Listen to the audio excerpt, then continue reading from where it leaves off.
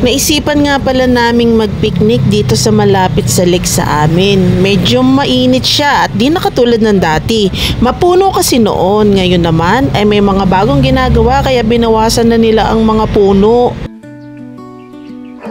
Kasama nga pala namin ang tatlo naming mga fur baby. Matagal-tagal na din silang hindi nakakalabas kaya sinama na namin sila para makapamasyal din kahit papaano. Simple lang naman ang mga dala naming pagkain kasi biglaan talaga yung picnic na ito, naisipan lamang to ni tatay.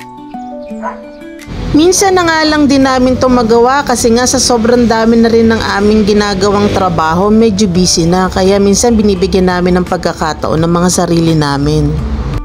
Mahirap na, baka magkasakit.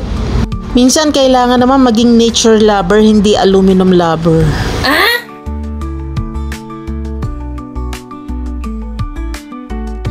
Dito na din ako nagluto ng mga kakainin namin. Masarap din talaga sa pakiramdam ang makakapag-relax ka ng kaunti. Mahirap din naman ang dire-diretso ka sa kayod nang wala kang pahinga. Ang payapa naman kasi dito, medyo wala nga lang hangin pero sa kabila naman, ubod ng hangin. Isang lake lang pero iba-ibang panahon. Siguro babae din itong lake. Joke lang! Hotdog, nuggets, talong na nilaga, at saka inihaw. Yan lang ang pagkain namin.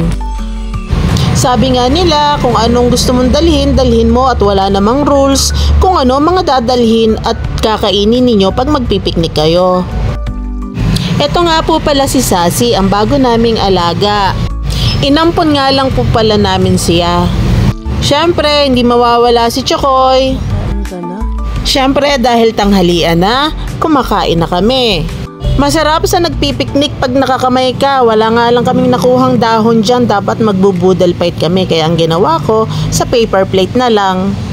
Pagpapasensyahan nyo na nga po pala. Ang taba-taba ko diyan. Naku po, kasi po napakatakaw ko talaga.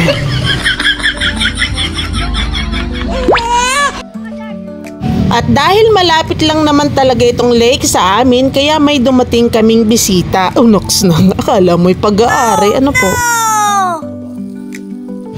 Mawawala ba naman sa oras ng pahinga ang one bottle? Siyempre hindi, si tatay pa ba?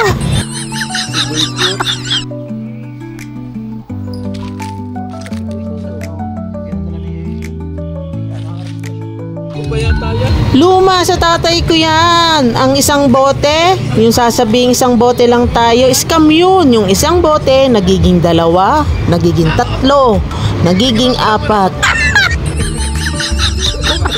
Ang saya ni paring Bimbo.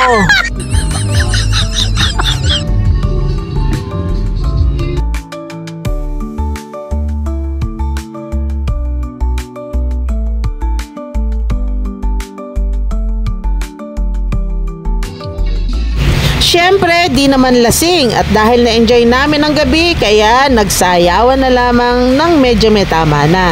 Dahil alam namin, kinabukasan, panibagong hamon, panibagong trabaho na naman ng buhay ang aming haharapin.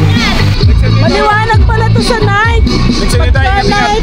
Ingat! Maliwanag sa iyo, pagka night! Ingat! Mare, wala na. Tingnan, wala na. Check.